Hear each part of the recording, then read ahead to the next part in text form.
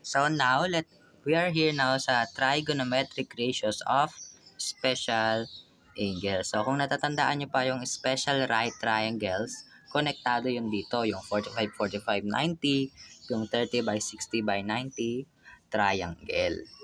So ito po, so we have 45, 45, 90 and two sides of 45, 45, 90 are equal. So pareha silang A. And then yung hypotenuse naman is square root of 2 lang ng dalawang side. So we have let A be the legs, Okay po, so let A, so dalawang A. So now let us identify the opposite, adjacent, and hypotenuse. So yung opposite natin is A, and adjacent natin is A, and hypotenuse natin is A square root of 2. So now let us proceed to our sixth trigonometric ratios. We have sine 45. Hanapin natin yung sine 45. Sine 45 degrees is equals to opposite over hypotenuse. And then opposite natin is A. All over hypotenuse natin is A square root of 2. And then yung A makakancel na.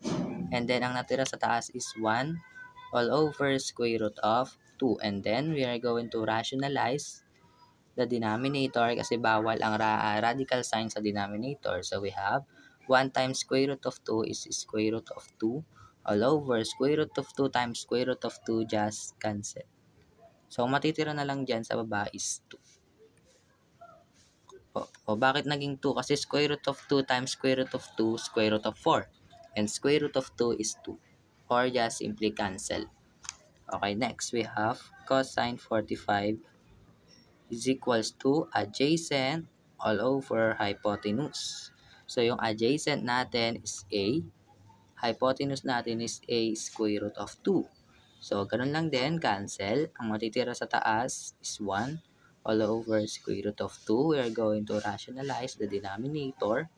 1 times square root of 2 is square root of 2 all over square root of 2 times square root of 2, just cancel. So matitira na lang sa baba is 2 po. So ang cosine 45 natin is square root of 2 all over 2. Next is the tan 45 degrees.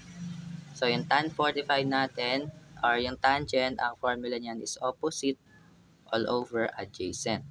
And yung opposite natin is A, adjacent natin is A, and A divides A, that is just 1. So yung tan 45 natin is 1.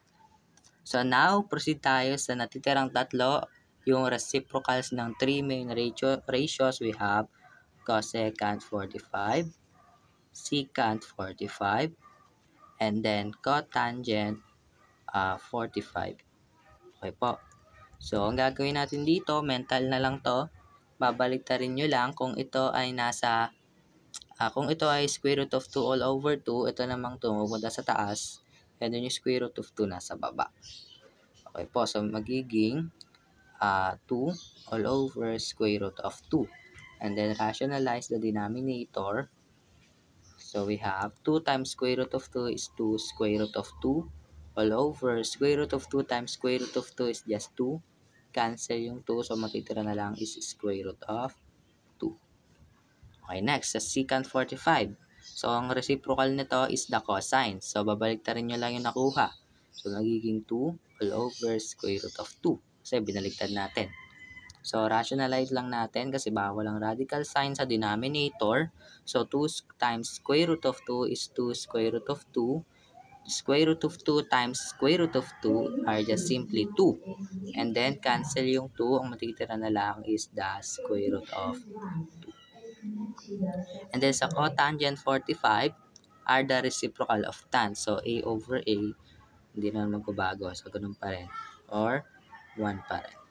Okay, so ito po yung value ng ating 6 trigonometric ratios sa 45, 45, 90 right triangle.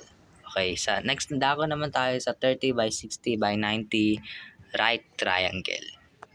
Okay, so now we are here at the 30 by 60 by 90 right triangle. So now let us identify first the hypotenuse, and then the opposite, and then the adjacent side. Po, so yung hypotenuse natin, ito yon yung longest side. So, ang value niya is 2a. So, we have 2a.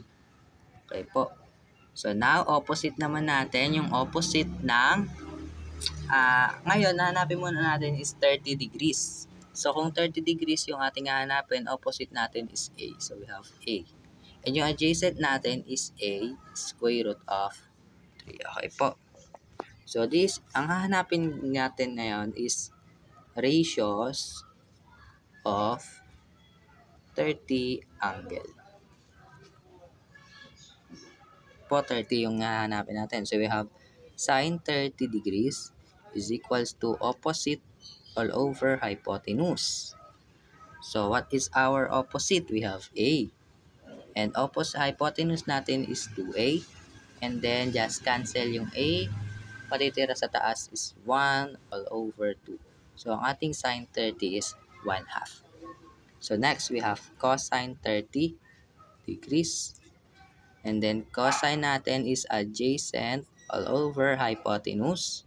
Adjacent natin is a square root of 3 all over ang ating hypotenuse is 2a. Yun, and then, yung a natin ay makakancel. So, cancel. Natitira na lang sa taas is square root of 3.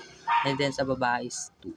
So, ang ating cosine 30 is square root of 3 all over 2. Next, we have tan 30 is equals to opposite all over adjacent.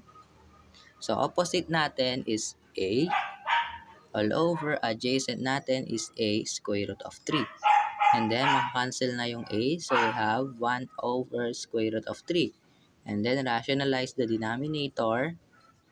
So, 1 times square root of 3 is square root of 3. All over square root of 3 times square root of 3 are just simply 3. Okay po. So, now, yung natitirang tatlo, yung secondary. So, we have cosecant 30 degrees, secant 30 degrees, and cotangent 30 degrees. So, reciprocal lang to. So, kung ang ating sine 30 is 1/2, yung cosine 30 natin, cosecant 30 natin is 2. Kasi yung reciprocal ng 1/2 is 2. And secant 30 naman, kung ito ay square root of 3 all over 2, babalik rin lang natin. We have 2 all over square root of 3, and then we are going to rationalize the denominator. So we have 2 times square root of 3 is 2 square root of 3 all over square root of 3 times square root of 3 are just simply 3. So ito po yung secant 30 natin. So yung cotangent 30, kung ito ay square root of 3 all over 3, babalik rin natin. We have 3 all over square root of 3, and then rationalize the denominator. So we have 3 times square root of 3. That is 3 square root of 3 all over. Square root of 3 times square root of 3 are just simply cancel or 3. And then makakancel yung 3. Ang natitira na lang is the square root of 3. Okay po. So ito po yung value ng ating 30 degrees sa 6 trigonometric ratios. So next, hahanapin naman natin yung ratios of 60 degrees angle. So ito na yung ating reference angle kasi 60 na yung hahanapin natin. So yung opposite ng 60 degrees, ito na yon. So opposite natin itong side na to. And then yung ating adjacent side, yung katabi ng 60 degrees, which is ito. So, ito yung adjacent side. At syempre, yung hypotenuse natin is the longest side of a right triangle. So, now, ang solve naman natin is the ratios of 60 angle. So, first, we have sine 60 degrees is equals to opposite all over hypotenuse. So, ang ating opposite ngayon is a square root of 3 all over. Hypotenuse natin is 2a.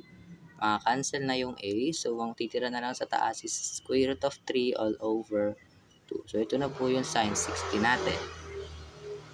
Next, we have cosine 60 degrees is equals to adjacent all over hypotenuse. So, yung adjacent natin dito is A. And then, hypotenuse natin is 2A. Cancel yung A. So, ang matitira sa taas is 1. And sa baba is 2. So, yung ating cosine 60 is 1/2. So, next is the tan 60. So, tan 60 is opposite all over adjacent. And opposite natin is 8 square root of 3. Adjacent natin is A. Cancel yung A. So, ang matitira na lang is the square root of 3. Okay po.